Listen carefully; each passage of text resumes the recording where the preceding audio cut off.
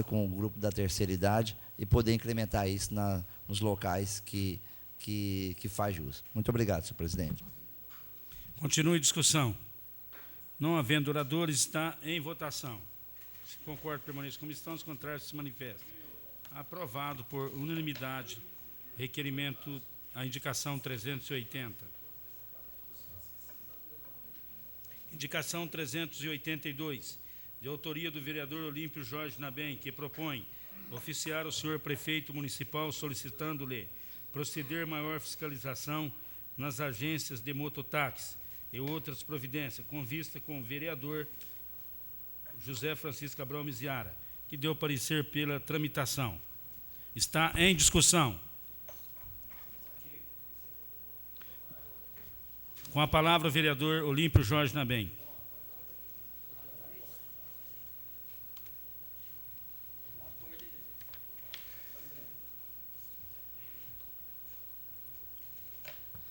Senhor presidente, na semana passada, fiz uma indicação e vários requerimentos com o serviço de mototáxi. E tivemos aí algumas audiências com o secretário de trânsito, o Exis também conhece o problema também, e todos nós conhecemos. E esperamos, de vez, nessa gestão agora, regulamentar, resolver os problemas que tanto aflige a população que presta esse serviço, que se usa desse serviço.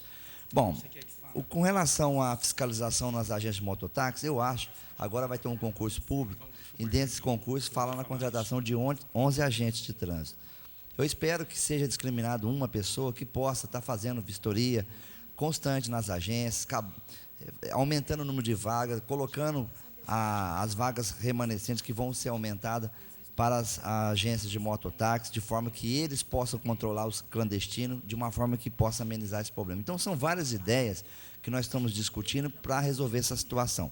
E essa indicação, doutor Kiko, que o senhor pediu vista, e eu tenho certeza que a parte que eu vou dar para você vai ser importante a gente estar no campo das ideias aqui, resolver essa situação, é que as agências têm que ser fiscalizadas, porque existem informações que, às vezes, a pessoa que tem uma agência, doutor Kiko, tem uma agência, ela deixa de pagar os tributos para a prefeitura e, de repentemente, outra pessoa vai lá no nome dessa agência, consegue reativar, fazer um acordo, colocar ela em prática e, de repentemente, a dívida continua e é só o início de tudo e no final das contas, as coisas não caminham.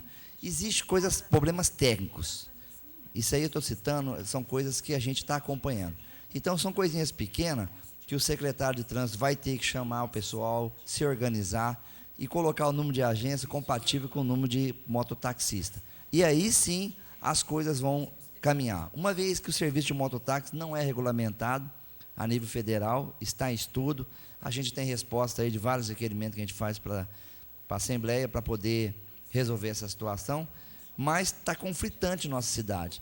Elas estão batendo de frente com a Viasa realmente não aceita esse tipo de trabalho, os taxistas também se sentem prejudicados. Eu acho que agora é o momento da gente regulamentar esse serviço e acabar de vez com essas especulações, com essa guerra, porque todos precisam trabalhar sim, mas de trabalhar de uma forma justa e correta. Quer uma parte, doutor Kiko? Tá bom. Então é isso que eu queria comentar e esperamos aí, vai ter uma audiência pública marcada pelo secretário de trânsito, ele espera unir todas as classes e a gente vai sentar com ele.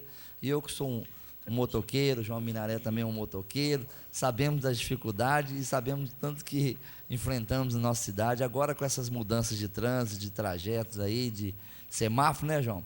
Então, eu tenho certeza que as coisas vão caminhar. Você quer uma parte? É um prazer dar uma parte para o senhor, João Minaré. Ouvir a sua voz novamente. Eu agradeço a parte de Vossa Excelência e gostaria de dizer, Lipinho, que nós todos, que os vereadores, está empenhado em resolver esse problema, porque é um problema que realmente os mototáxis têm razão, mas o que precisa ser feito, existe muitos mototaxistas que eles têm o mototáxi para fazer um biquinho. Então, a pessoa aposentada, então, dia de sábado e domingo, ele vai ganhar o seu dinheirinho ali, quer dizer, fazer aquele trabalho. Eu acho que, no meu ponto de vista, salvo o melhor juízo, está errado. Eu acho que o mototáxi tem que ter realmente aquilo como profissão. Ele não pode ter como bico, porque ele está atrapalhando, ele está tirando o direito de outro. Então, nessa próxima reunião que vamos ter agora, eu acho que seria uma coisa para discutir, fiscalizando, porque precisa realmente fiscalizar. Então, esse é um dos motivos, porque se fizer um levantamento hoje em Barretos, tem 318 motos, eu acredito que vai ter um número bastante elevado, bastante significativo, de pessoas que usam a moto para fazer bico. Então, esse é um ponto também que precisa ser visto e é um ponto que eu acho que é muito relevante. Obrigado. Sem dúvida, João Minaré, eu só quero passar a Vossa Excelência o seguinte: existe realmente critérios para se poder se cadastrar. E dentro dos critérios está a pesquisa CNIS, que eles fazem juntamente ao INSS para comprovar que realmente não tem vínculo empregatício. Aí é dado o jaleco para essa pessoa quando selecionada. Só que, em muitos casos, a pessoa, de repente, é um polícia, é um professor, ela não tem registro na carteira e não tem como constatar através dessa pesquisa. Mas o próprio amigo vigia o amigo. Então, eu acho que isso aí está sendo feito e tenho certeza que vai ser feito muito mais agora, porque não é permitido se dar o jaleco para aquela pessoa que tem algum vínculo empregatício. Então, a gente vai fiscalizar e vai pedir uma maior fiscalização, mas já tem sido feito isso. Recentemente tem um polícia rodoviário que se inscreveu e a partir do momento que ele se inscreveu, o pessoal já sabia, chamou ele lá e falou: ou você abre mão do seu jaleco, porque realmente você não poderia assinar uma declaração de que você realmente não tem outro vínculo, senão fica ruim. Aí ele acabou entendendo a situação e automaticamente fez a devolução do jaleco. Então eu acho que é uma parte, Kiko.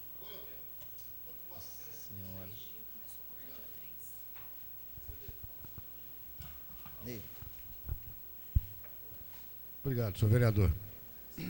Mas o fato dele não ter o jaleco não significa que ele não vai exercer a função. Só para citar um exemplo, aquilo que eu iria pedir antes, uma parte para Vossa Excelência. Na sexta-feira, saindo do consultório, a minha secretária chamou um mototáxi. E chegou lá um rapaz com uma moto sem placa, vestido à paisana, sem identificação nenhuma.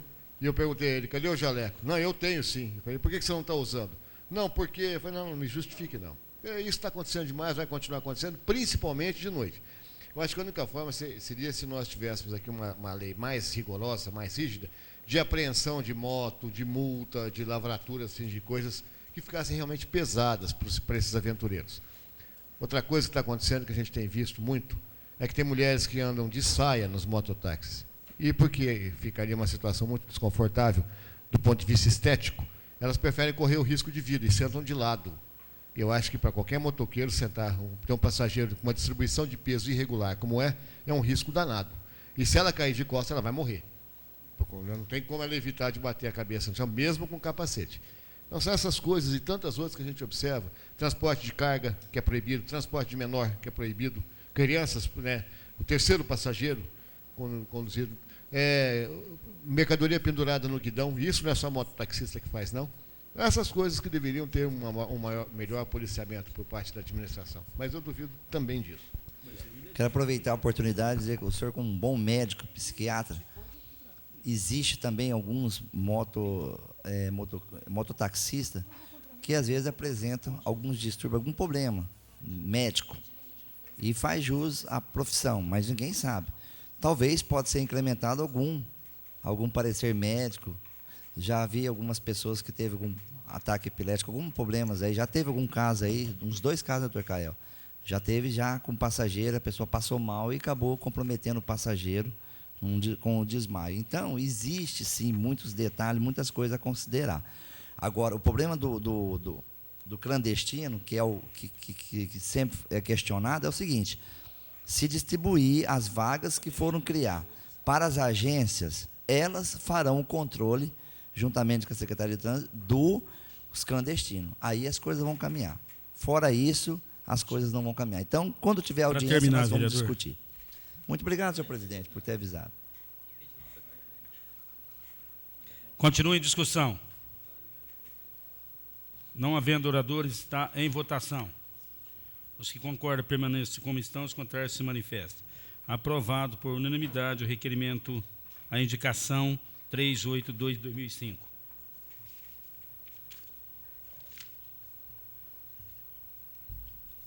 Acabou? Processo número 1957/2005, relativo ao ofício 134/2005, senhor prefeito municipal, que encaminha a cópia do quadro da receita corrente líquida do período de setembro de 04 e agosto de 05, relativa a LS de 101.00. A Comissão de Finanças, Orçamento e Contas elaboraram o parecer pela regularidade formal do quadro da receita corrente líquida do período de setembro de 2004 a agosto de 2005, relativa à lei complementar. O vereador Dr. Otávio solicita a dispensa da leitura. Está em discussão. Não havendo oradores, está em votação. Os favoráveis permaneçam como estão, os contrários se manifestam. Aprovado por unanimidade o processo. 1957/2005.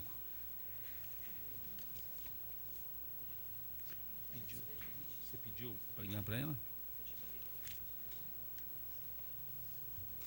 Matéria do expediente. O vereador Dr. Kiko solicita englobamento da matéria regimental. Coloque em votação. Os concordes permanecem em comissão, os contrários se manifestam. Aprovado por unanimidade o englobamento da matéria. Procederei o número do requerimento e o autor.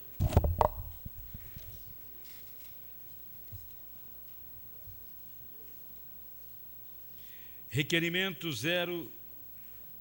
627, Paulo Henrique Correia. Requerimento 628, José Francisco Cabral Miziara. Destaque. Requerimento 629, André Luiz Ezeque. Requerimento 631, Euripinho. Requerimento 632, Lilico. Requerimento 633, Dr. Otávio. Requerimento 634, Dr. Otávio. Requerimento 635, João Alberto Minaré. Requerimento 636, Sebastião Rodrigues, Mandioquinha. Requerimento 637, Paulo Henrique Correia. Requerimento 638, Paulo Henrique Correia. Requerimento 639, Dr. Kiko. Requerimento 640, Euripinho. Requerimento 641, Euripinho.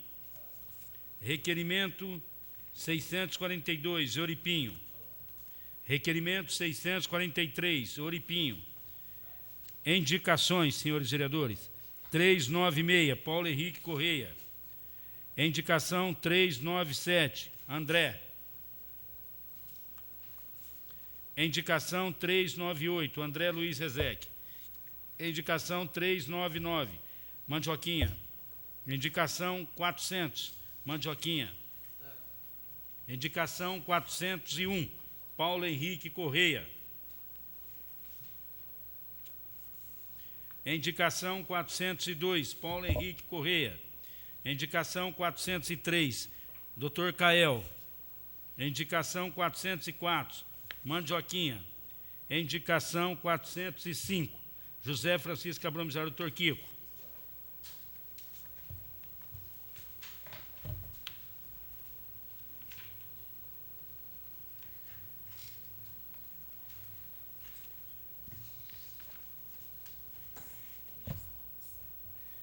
Destaque de requerimentos. Total, indicações e requerimentos.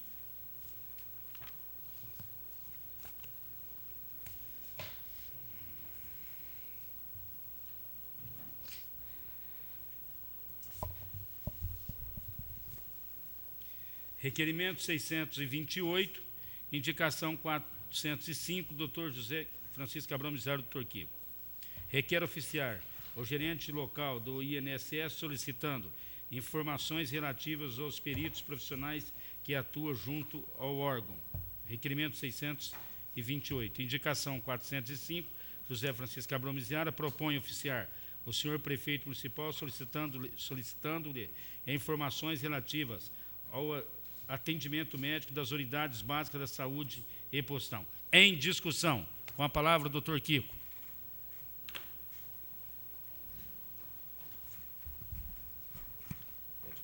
Senhor presidente, senhores vereadores, cidadãos, imprensa, funcionários, eu pedi destaque desses dois requerimentos, senhor presidente, porque ambos abordam uma forma de operatividade relacionada, uma à prefeitura e uma ao INSS, e ambas deixando muito a população a nível de uma necessidade de assistência por parte, inclusive, do nosso jurídico, pelos abusos que vêm sendo cometidos com relação ao usuário, principalmente do INSS. O INSS, por força, sabe lá Deus de que razões, vereador Otávio, com o passar do tempo, vem adotando medidas cada vez mais agressivas àqueles que, por razões as mais variadas, fazem reivindicação aos seus direitos de cidadão, de receberem os benefícios pelos quais pagaram por um mês, por um ano, por 10 anos, isso não importa. Importa que, uma vez constatada a sua incapacidade para o trabalho, e o mínimo que o INSS deveria fazer era respeitar aqueles atestados médicos que chegam às mãos dos responsáveis e dos aparentemente qualificados peritos. Me parece que a coisa agora agravou mais ainda, porque os peritos são aprovados em concurso, o que não quer dizer que aprovado em concurso tenha competência para ser perito, muito menos para avaliar fora das áreas de ação profissional e das especialidades assumidas. Então, eu já cansei de ter ortopedista, ginecologista, cardiologista que avaliasse meus atestados. E eu vi cada pérola, assim, para ir para os anais da história da medicina, vereador Existo, coisa do tipo, depressão não é doença. Eu já cansei de ouvir isso. E uma vez eu me enfezei tanto que eu peguei e escrevi um bilhete ao nobre colega que havia dito isso, solicitando que ele fizesse isso por escrito, que eu iria notificar, vereador Paulo, a Organização Mundial de Saúde, que através do seu Código Internacional de Doenças, escrito por aproximadamente 600 autoridades em psiquiatria do mundo todo, fizeram a nomenclaturação de todo o procedimento. Então, não era que um cidadão, sabe a Deus, perrapado, formado em Quiquitanda, queria dizer que depressão não era doença. Então, eu pedi para que ele escrevesse isso, porque eu iria notificar a Organização Mundial de Saúde de que aquilo não era, segundo o critério do nobre colega, nobre doutor, que depressão não era doença. O que ele fez foi levar a carta para o Conselho Regional de Medicina, através do INSS, que abriu uma ação contra mim. Ao invés de chegar e ter vergonha na cara, porque isso ele ouviu depois. Falei, você não tem vergonha na cara, você é safado, você é à toa, para garantir meia dúzia de centavos que recebe por mês, aí você ferra com a vida de qualquer um. O Conselho Regional de Medicina acolheu a ação contra mim, mas embargou tudo, porque não tinha procedimento nenhum, porque a alegação dele é que eu havia sido antiético. Eu falei, antiético eu vou ser depois, né? E bem antiético, e disse para ele na cara dele que era safado, sem vergonha, e como todo antiético, safado, sem vergonha, não reagiu. Mas continua ferrando com a população. E é isso que a gente lamenta muito. E eu estou fazendo aqui uma solicitação para saber qual é o destino que se pretende dar àquelas pessoas que, por direito e por terem um profissional na sua retaguarda, atestam a sua incapacidade, e o INSS diz que não. E ainda empurra, vereador Otávio, para uma situação pior, exigindo que o paciente, para ser beneficiado com a aposentadoria, que ele seja abraçado pela curatela. E isso é que é o pior, né, quando a pessoa que está com incapacidade para o trabalho passa a ser incapacitada para todos os atos da vida civil. Porque uma vez sob curatela, uma pessoa não tem direito a mais nada, nem administrar a própria pessoa. E a gente tem contestado isso muito, e a resposta cínica e irresponsável do INSS continua sendo a mesma, né? De que o procedimento é esse, enfim. Eu acho que é só para salvar um pouquinho de dinheiro que ele vai economizar com isso, é que ele faz essa tamanha humilhação em relação à população em geral. É um dinheiro que não é dele, que foi mantido, e a existência dele mantida pelo dinheiro que ele toma de cada um desses membros da população. O segundo requerimento, a segunda razão pela qual vem essa tribuna, é mais aí para solicitar aos vereadores que estão mais próximos do prefeito, para que tente tornar um pouco mais ágil o procedimento com relação ao acompanhamento de médicos, dos pacientes pelos médicos da rede pública. O que acontece é o seguinte, normalmente, quando o paciente é avaliado por um médico, ele é medicado, E se o médico pede alguma forma de exame, ou se o médico marca um prazo, estipula um prazo de retorno, esse paciente não tem data marcada para esse dia de retorno e não tem um agendamento por parte desse médico. O que acontece? Ele vai embora do consultório, passados aí 20, 30, 40 dias, ele tem que ir até a unidade de saúde do seu bairro, passar por uma consulta do médico, que passa a ser apenas um triador, para que esse faça o encaminhamento para aquele médico originário, lá por onde ele foi consultado. Esse tipo de situação só faz o paciente perder tempo, se submeter a um cansaço absolutamente desnecessário, quando deveria ser mais simples, como é feito, por exemplo, na saúde mental. Como nós temos um acompanhamento crônico de pacientes, nós não podemos ficar submetendo o paciente a isso. Então, todos os pacientes que saem de consultas conosco já saem com agendamento para daí 1 mês, 2 meses, 3, assim como for necessário, quando for possível a vaga dentro da saúde. Com relação às especialidades ou com relação a qualquer outro tipo de acompanhamento, isso não acontece. E submete o paciente a um extremo desgaste e a prefeitura ela gasta dinheiro, acaba mobilizando um médico para fazer o papel de triador e, com isso, perder tempo e perder a mão de obra qualificada desse médico para o atendimento propriamente dito. Essas coisas estão sendo solicitadas, vamos ver se a prefeitura acorda, né, nisso que já é crônico, não é de agora não. Eu já apresentei esse pedido no mandato passado, aí também não virou nada. Vamos ver se agora vira. Obrigado. Continue em discussão. Não havendo oradores, está em... Desculpa. É porque o senhor... Com a palavra, o vereador Dr. Oswaldo Cael. Senhor presidente, senhores vereadores, quanto à sua primeira propositura, Kiko, não é apenas o perito do INSS que é treinado, que é formado para negar. Todos os peritos e todos os auditores, principalmente da Receita Federal, são formados com aquela finalidade de que o cidadão quer aproveitar e é desonesto. Na Receita Federal, então, em cima de profissionais liberais, está um caos, principalmente na nossa regional de Franca.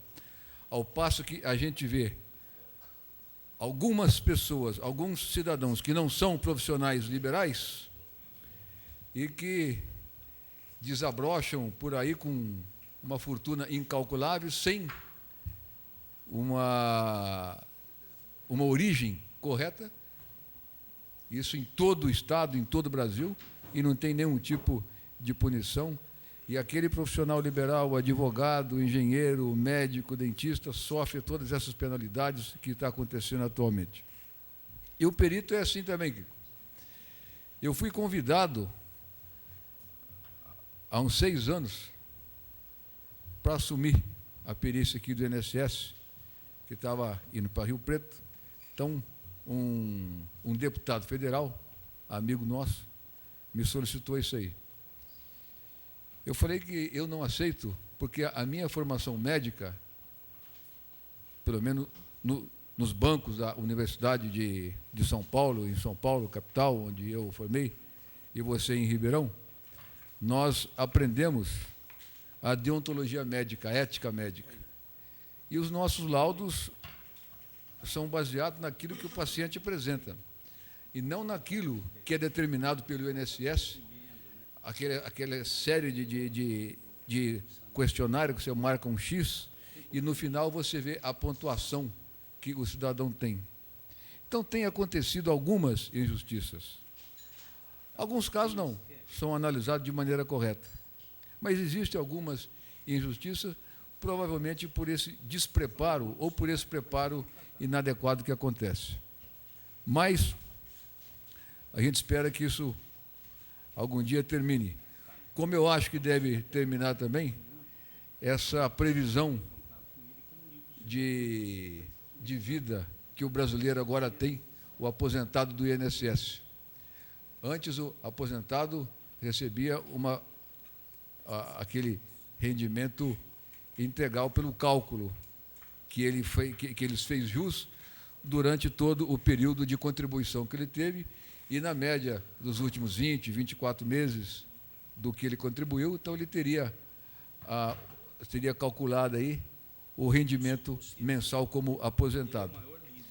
Esse rendimento baseado nesse cálculo agora sofre o fator previdenciário, que é baseado na previsão de vida do cidadão brasileiro, que atualmente, segundo as pesquisas, o cidadão ele tem uma previsão de vida maior do que tinha antes. Então, todo aposentado agora, de algum tempo para cá, está sofrendo a aplicação desse fator previdenciário no seu rendimento mensal como aposentado. Eu falo isso porque eu sou aposentado pelo INSS. Eu comecei a contribuir quando ainda trabalhava no Hospital das Clínicas, em 1974, na agência do Cominde, em Pinheiros.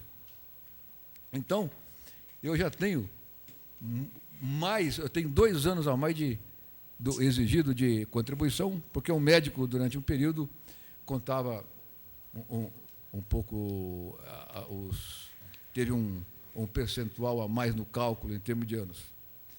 E o que eu recebo sofre uma aplicação desse fator previdenciário de 20%. Ao invés de eu receber o que eu teria baseado pelos cálculos, eu recebo 80% disto. Esse fator previdenciário, a gente espera que venha a ser derrubado dentro dos próximos 2, 3 anos, que está tramitando um projeto no Congresso para isso. Mas o INSS tem que tentar arrecadar dinheiro para poder fazer o pagamento de tudo. Isso é uma coisa que acontece e que fatalmente vai acabar acontecendo no Instituto de Previdência do município. Está aqui o Juliano, que vai assumir a direção, e uma preocupação de todos nós, vereadores, funcionários públicos municipais, que eu sou também, é com a saúde do Instituto de Previdência. A gente espera que o Instituto de Previdência seja bem dirigido para que a gente não tenha surpresas negativas aí para frente, Zito. Os cálculos de autorização que está sendo feito e tal, para que nós possamos ter um instituto sadio e que possa, dessa maneira, atender o servidor ativo, o pensionista e o inativo e aposentado. Quanto à segunda propositura da marcação de retorno, isso é antigo. Nós já apresentamos essa mesma propositura várias vezes, em todos os mandatos dos variados prefeitos. Mas, desde nesses últimos 4 anos, eu não tenho tido esse problema, pelo menos com a maioria dos meus pacientes, porque eu atendo no postão, ambulatório de referência de especialidade.